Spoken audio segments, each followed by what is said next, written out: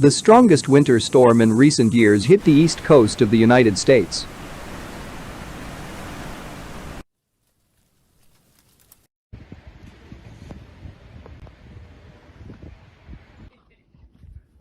As a result of the blizzard in the United States, many major highways were closed, thousands of flights were delayed or cancelled at major airports, and hundreds of thousands of people were left without electricity.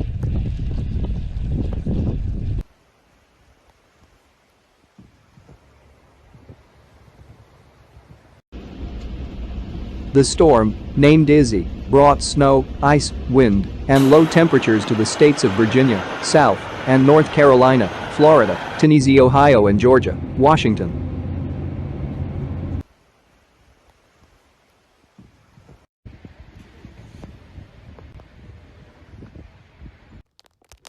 At Brevard College in Transylvania County, North Carolina, a dorm roof collapsed on Monday.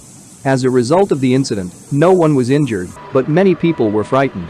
There have been hundreds of traffic accidents. Schools and government offices have been closed in some states.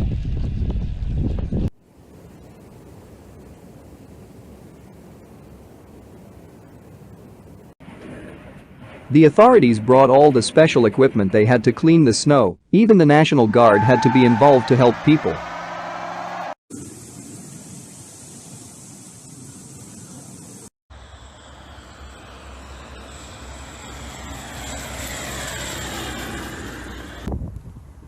Meteorologists warn that snowfalls may intensify and warn of a significant cold snap.